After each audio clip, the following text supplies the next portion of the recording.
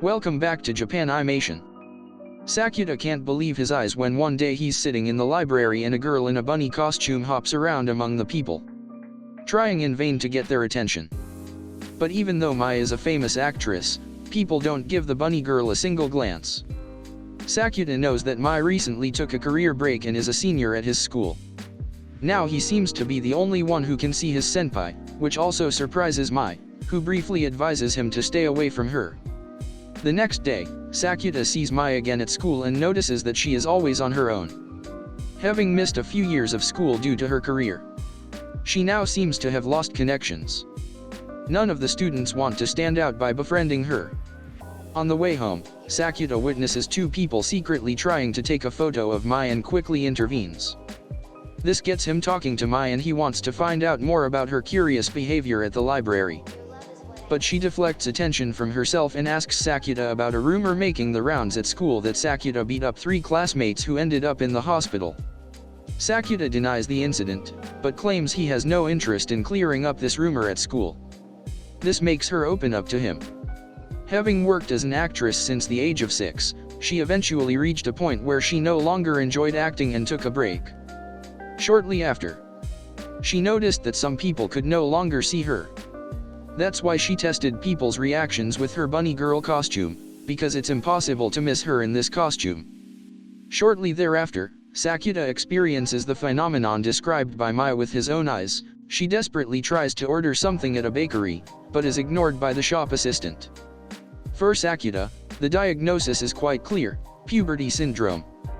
An abnormal experience caused by hypersensitivity and instability during puberty.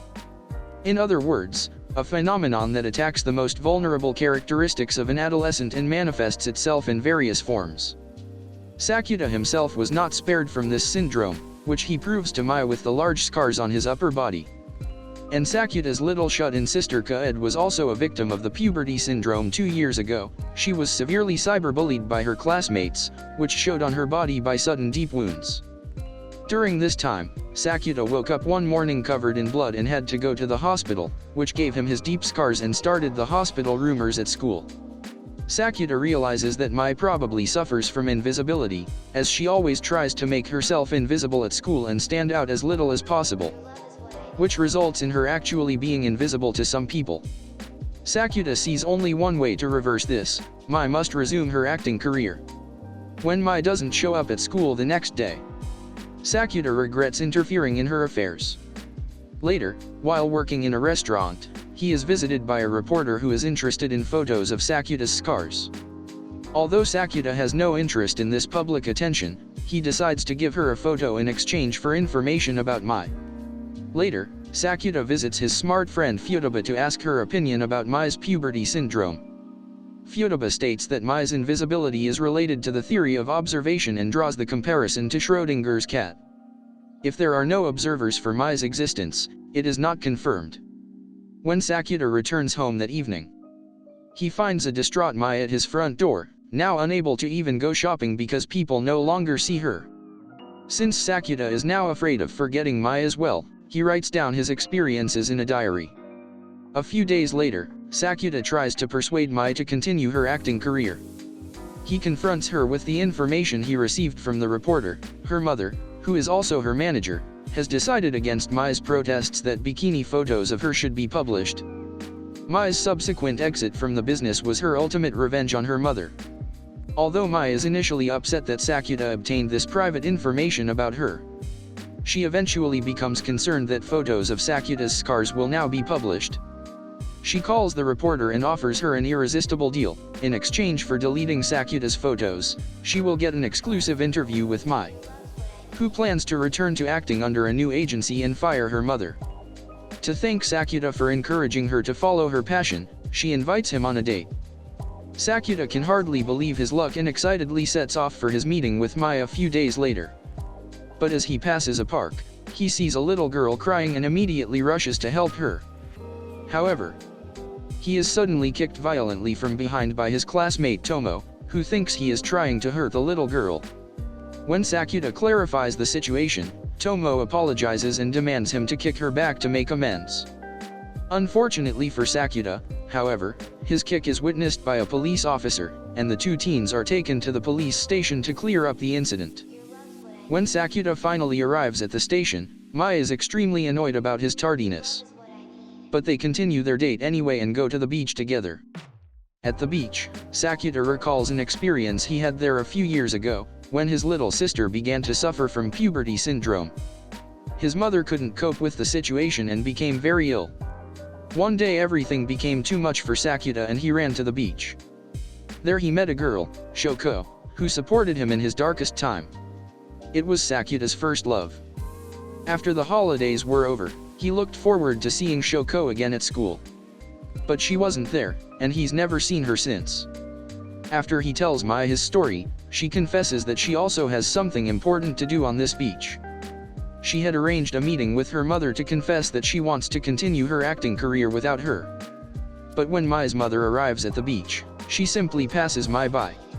Not even Mai's own mother seems to see her now. And after talking to Sakuta, it becomes clear that she does not remember her daughter anymore. Mai is desperate about her situation and Sakuta has one last idea. He wants to go with her to a bigger city to find out if they might still find people who know Mai. But they have no success there either and finally take a hotel room to spend the night. When Mai wakes up the next day, Sakuta is lying next to her and confesses to not having slept a wink all night. When the two arrive back at the school, Futaba has more bad news. The whole school seems to have forgotten Mai's existence. Futaba suspects that only Sakuta and herself can remember Mai, since neither of them slept the previous night. Sakuta realizes, this means that he will also forget Mai the next time he goes to sleep. With lots of caffeine and pills, he desperately keeps himself awake over the next few days, running around like a zombie. When Mai is at Sakuta's house to study, she finally relieves him of his torment by mixing a sleeping pill into his drink. When Sakuta wakes up the next day, he is first confused about the bunny girl costume next to his bed and even more confused about his diary entries of the last few days. His memory of Mai has disappeared. But while he's writing a test at school, it all comes flooding back. Flashbacks of the beautiful moments he's had with Mai pop into his head. And the solution is suddenly crystal clear to him. He has to fight this atmosphere that surrounds the school, where everyone is afraid of being different or standing out. Sakuta runs in front of the school building and screams his head off, confessing his love for Mai in front of the whole school. Suddenly she appears next to him and smacks him. Mai is furious because Sakuta broke his promise never to forget her. However, Sakuta promises to confess his love to her every single day to make up for it. Mai then shouts to the students that the rumors about Sakuta beating up classmates are not true. The students finally seem to notice her again, and the world has gotten Mai back. But it was not to be Sakuta's last encounter with puberty syndrome. When he wakes up on June 27th, the day seems to start like any other. At school, Mai announces the happy news that she has landed a new role, and Sakuta asks her to be his girlfriend. That night, he falls asleep overjoyed. But when he wakes up the next day, he is shocked to find that it is June 27th all over again. It seems as if he is reliving the exact same day, and Mai once again agrees to be his girlfriend. When Sakuta wakes up for the third time on June 27th, he desperately seeks out Futaba. She recognizes the puberty syndrome in the form of Laplace's demon, who knows the position and movement of all the atoms in the world and thus can predict the future. Since Sakuta is sure that this time loop in which he is stuck is not his, he sets out to find the true demon and quickly finds it in his classmate Tomo, who is hiding in a classroom from a boy who wants to confess his love for her. However, since this boy is the crush of Tomo's best friend, she is afraid that this will make her unpopular and therefore wants to change the course of events by repeating the day. After a heated discussion, Sakuta and Tomo fall over, and while the two are lying on top of each other, the boy comes in and interprets the situation to his defeat. Mai also comes by at that moment and interprets the sight in the same way. But Sakuta doesn't even bother to explain the situation to Mai, because the day would start all over again anyway. However, now that Tomo's problem has been solved, to Sakuta's great displeasure, June 28th starts the next day, and he also finds that Tomo's friends now believe that something is going on between him and Tomo. But afraid of being stuck in another time loop, he can't clear up this misunderstanding either, and seeing the despair in Tomo's eyes, He promises to help her by pretending to go out with her. That evening, Mai shows up at Sakuta's door and demands an explanation from him. After he has described the situation to her, she is not very enthusiastic, but nevertheless accepts Sakuta's selfless action. A few days later, Sakuta and Tomo meet for a date, which they spend at the zoo, taking many photos as proof of their supposed relationship. However, a few days later, Tomo's reputation at school, which is more important to her than anything else, begins to falter when sexual rumors about their relationship spread. Later at the station, a group of bullies messes with Sakuta, but he manages to defeat his attackers.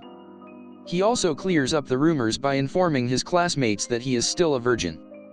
On the last day of school, the two have one last date at the beach. They eat grilled corn, have fun in the sea, build sand castles, eat ice cream, and watch the sunset.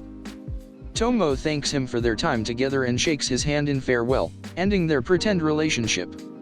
When Sakuta's little sister wakes him up the next day, he is upset because he wanted to sleep in on his first day of vacation. But to his great astonishment, she corrects him, it's the last day of school. Again.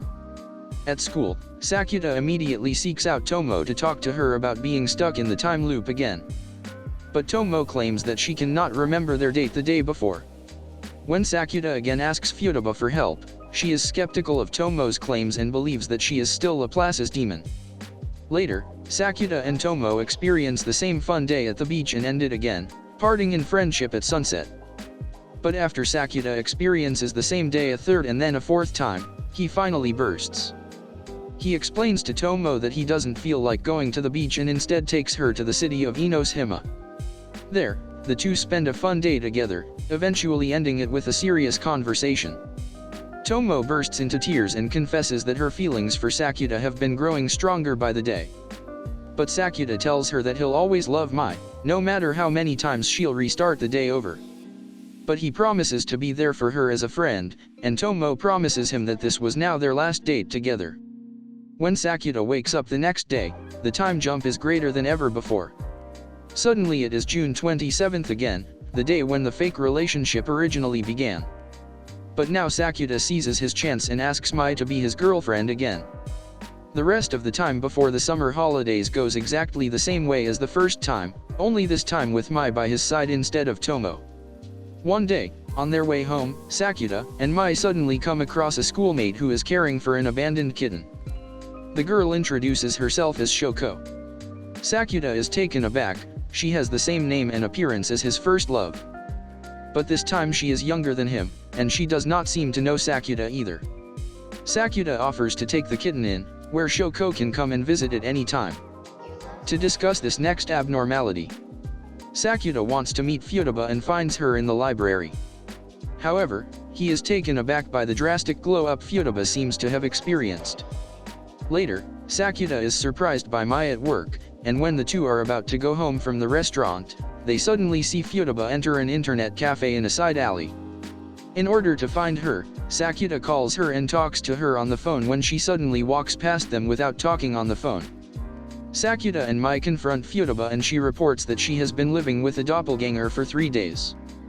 Apparently, she has now also caught the puberty syndrome. The next day at school, Sakuta learns the catalyst for the sudden existence of the two Futaba, when Futaba got herself a secret social media account a few weeks ago. Where she posted revealing pictures of herself, she began to split in two. On one side, Futaba liked the attention she was getting with these photos. On the other, she disapproved of her means.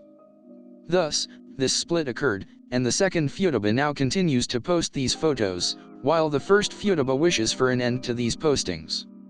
Sakuta takes matters into his own hands and tries to persuade the second Futaba to delete her account.